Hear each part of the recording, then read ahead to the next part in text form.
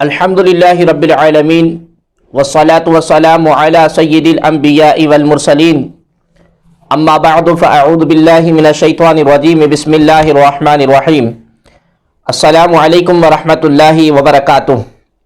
ناظرین و سامعین عزیز محتشم، آج ہم مرزا محمد علی انجینئر صاحب کا ایک ریسرچ پیپر کا مطالعہ کر رہے تھے جس کا ٹائٹل ہے اندھا دھند پیروی کا انجام۔ اس میں انجینئر محمد علی مرزا صاحب اعتراض کرتے ہوئے لکھتے ہیں کہ علماء کا نظریہ، اور آگے لکھتا ہے کہ گوشت ہر زمانے میں ہوتا ہے، ارشاد بغیر گوشت کے زمین اور آسمان قائم نہیں رہ سکتے۔ اور اس نے جو حوالہ دیا ہے سیدی اعلیٰ حضرت رحمۃ اللہ تعالی کے ملفوظات شریف پر اعتراض کیا ہے۔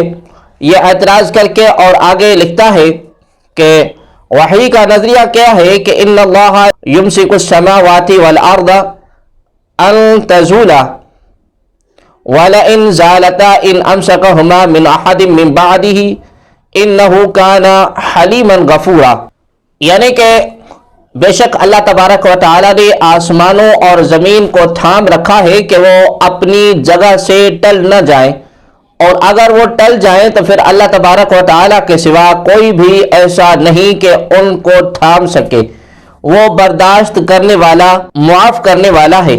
ناظرین و سامعین عزیز محتشم، یہ اعتراض اس شخص نے، انجینئر محمد علی مرزا صاحب نے اپنے ریسرچ پیپر اندھا دھند پیروی کا انجام اس کے اندر کیا ہے، اور اس کا جواب یہ، ہم اس آیت کو دل اور جان سے قبول کرتے اور مانتے ہیں، اور اس کے مضمون میں کسی کو رتی بھر بھی کوئی شک نہیں، مگر اختلاف یہ ہے کہ کیا اللہ تبارک و تعالی نے اس دنیا اور آسمان کا نظم و ضبط کسی سبب کے تحت کیا ہے یا بغیر کسی سبب کے؟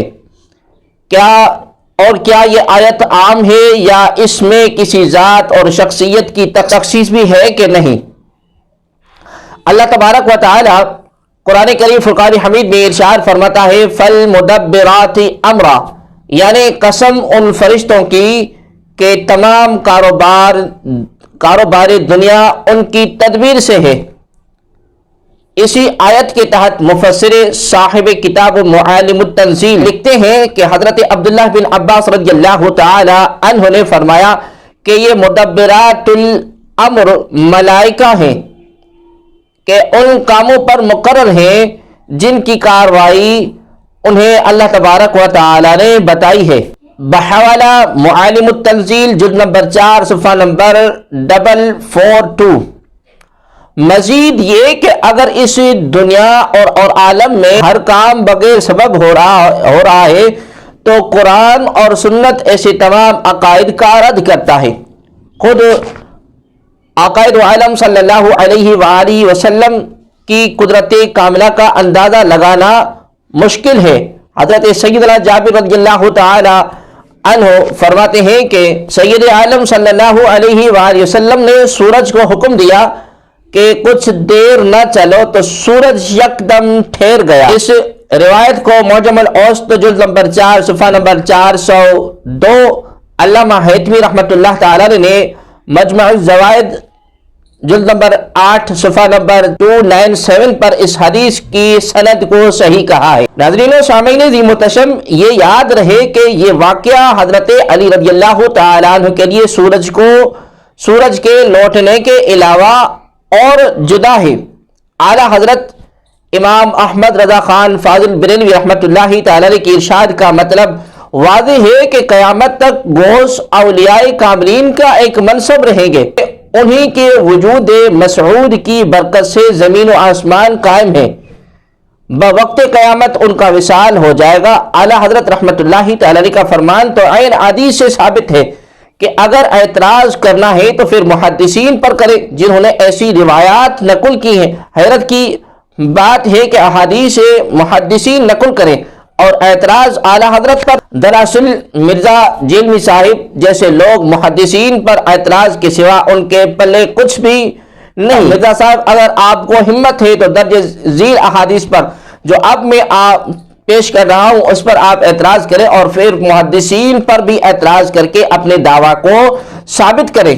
یہ حدیث پاک مسند امام احمد نمبر 1 صفحہ نمبر 112 پر موجود ہے۔ حدثنا ابو المغیرہ حدثنا صفوان حدثنی شریح یعنی ابن عبید قال ذکر اہل الشام عند علی بن ابی طالب وهو بالعراق فقال لل عنهم يا امیر المؤمنین قال لا انی سمعت رسول اللہ صلی اللہ علیہ وسلم یقول الابدال یقون بالشام وهم 40 رجلا كلما مات رجل ابدل الله مكانه رجلا يسقي بهم الغيث وينتصر بهم على الاعداء ويصرف عن اہل الشام بهم العذاب۔ اس حدیث پاک کو مسند امام احمد نمبر 1 صفحہ نمبر 112 پر یہ موجود ہے۔ مجمع زوائد نمبر 10 صفحہ نمبر 62 پر، اضیاء المختار جلد نمبر 2 صفحہ نمبر 110 پر موجود ہے۔ یعنی کہ نبی کریم صلی اللہ علیہ وآلہ وسلم فرماتے ہیں کہ ابدال شام میں ہیں اور وہ 40 ہیں، جب ایک مرتا ہے اللہ تبارک و تعالی اس کے بدلے دوسرا قائم کرتا ہے، انہی کے سبب بارش دی جاتی ہے، انہی سے دشمنوں پر مدد ملتی ہے، انہی کے باعث شام والوں سے عذاب پھیرا جاتا ہے۔ اسی طرح ایک اور حدیث پاک ہے، نبی پاک صلی اللہ علیہ وآلہ وسلم نے ارشاد فرمایا الابدال فی امتی 30 بہم تقوم الارض وبہم تمطرون، یعنی کہ ابدال میری امت میں 30 ہیں، انہی سے زمین قائم ہے، انہی کے سبب تم پر بارش اترتی ہے، انہی کے باعث تمہیں مدد ملتی ہے۔ اگر مرزا صاحب میں دم اور خم ہے تو اس پر اعتراض کریں، انشاءاللہ تبارک و تعالی اس کا بھی جواب دیا جائے گا۔ لہذا مرزا صاحب راویوں پر اعتراض کرنے سے پہلے تمام اقوال کو دوبارہ سے پڑھ لیں۔ مزید یہ کہ ابدال اور اللہ کے نیک لوگوں کے ذریعے رزق اور بارش کی روایات کا مفہوم تو متواتر احادیث سے منقول ہے۔ شاید مرزا صاحب علم حدیث سے ناواقف ہیں، کیونکہ ابدال کے علاوہ جمع کثیر ایسی روایات کی ہیں جن میں صراحتاً موجود ہے کہ ضعیف لوگوں کی وجہ سے اللہ تبارک و تعالی کی مدد اور رزق ملتا ہے۔ حضرت سعد بن ابی وقاص رضی اللہ تعالی عنہ نے فرمایا کہ نبی پاک صلی اللہ علیہ وسلم نے ارشاد فرمایا کہ تمہیں مدد اور رزق اپنے ضعیفوں کے علاوہ کسی اور سے ملتا ہے؟